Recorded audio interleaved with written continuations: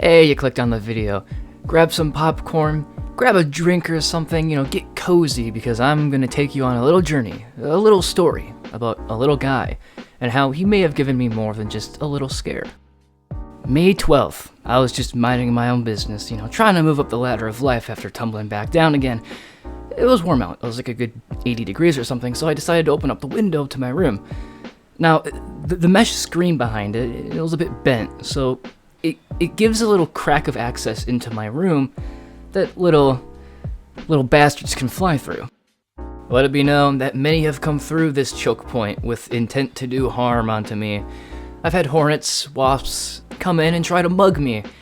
Last summer, actually, the local hornets waged total war on me. However, due to my sheer will and strength, and fearlessness, might I add, they didn't get a single cent from me. Last time I had a hornet, I was able to get some sort of like an uneasy truce between me and the little foot soldier, letting him leave my home if he vowed to never return. And since then, I've had no hornet troubles, so I'm assuming the truce still continues to this day.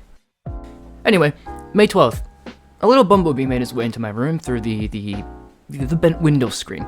I have no idea how long he was in here for, but bees can become pretty disoriented and tired from trying to find their way in and then trying to find their way out. Keep this fact in mind for later in the video, but after doing something, I don't know what, probably something cool since it's me we're talking about, but as I walked back into my room, I noticed something was crawling on my floor.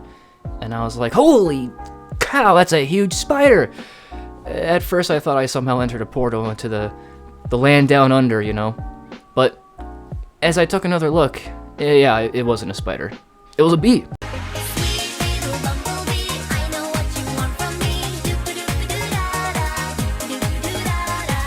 I'm not gonna sugarcoat it, I'm not gonna lie.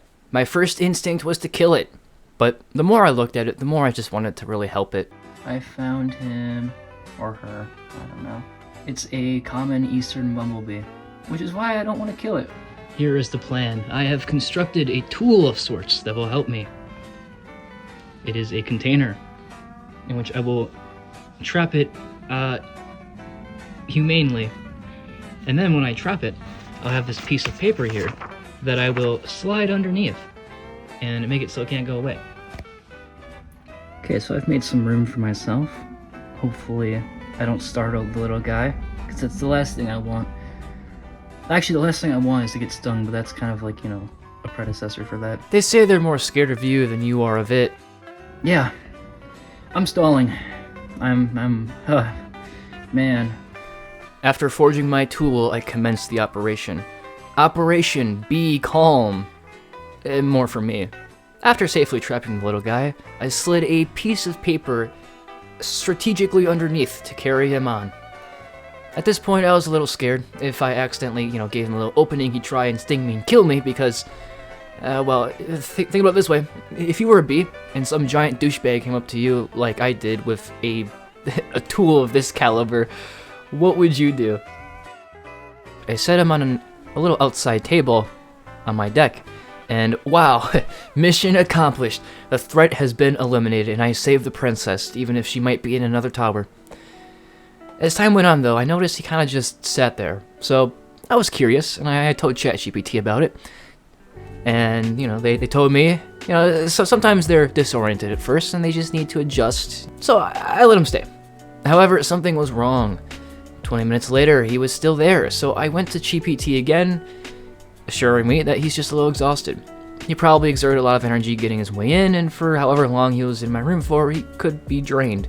So I thought that was cute, and I let him stay. An hour later, I watched him, but he didn't move, not a bit. I didn't have sugar water to give to him, so I thought maybe the best thing I could do was give him like a slice of a strawberry, hoping he'd feed on it, jump back up. But time went on, and it was untouched. At this point, I was considering the possibility that he unfortunately passed away. However, when I touched him gently, he moved his limbs a tiny, tiny bit. He's dying, and even at this point, it might already be too late. Upon accepting that there was nothing I could do, I decided, the next course of action out to be. So, I decided that I don't think he's entirely dead just yet, but even still, he is probably gonna die. so I decided to bury him in this little thingy thing here. I put a leaf over him, so no prey can get to him. It's likely that the little guy was simply too exhausted and he wasn't able to recover from it. I still feel kind of bad about it, but, you know, maybe that's childish, maybe that's silly, I don't really care. I like bees, and even if I do have a slight phobia for insects, I've always kind of liked bees. This whole experience sort of had me thinking more and more about nature. Yesterday I got 2 plants. One is a kalanchoe, the other is a Venus flytrap, and to be honest, okay, the type of kid to get a Venus flytrap is that one kid from Toy Story, but I don't know, I'll do my best to take care of them. Gardening is something I've always wanted to do, and maybe I'll even get into like botany studies. Wouldn't that be expensive? Maybe fun. Anyway, just a video about a little bee that made its way into my room, and he gave me a bit more of a perspective on things, and for that, I thank the little guy. He may be gone now, but you won't be forgotten. I'll dedicate a cute little burial for him outside my window. I've also been thinking about YouTube stuff. I'm gonna be straight honest with you. Thick Penguin isn't gonna be the name and brand of this channel anymore. If you've paid attention, you may have recently noticed sort of like a shift in how I behave on this channel. Not much cursing. That's kind of small, but I think it carries a bit of weight to it. I made this channel when I was immature. Not to say that those things still aren't true today, but maybe I want to have more of a personal connection with this channel, right? Because I'm not Thick Penguin. That isn't my identity.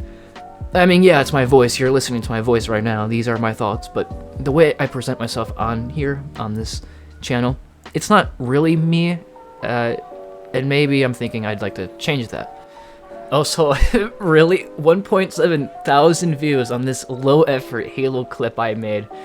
I mean, I guess thanks, YouTube. About time you pushed me into people's feeds. 6 years later, but hey, I'll take what I can get. I was actually kind of nervous that it even reached into the hundreds of views. Nevertheless, almost 2,000. That's crazy. And for a video like that, I mean, come on. You couldn't have pushed any of my itch.io videos. I'm more proud of those.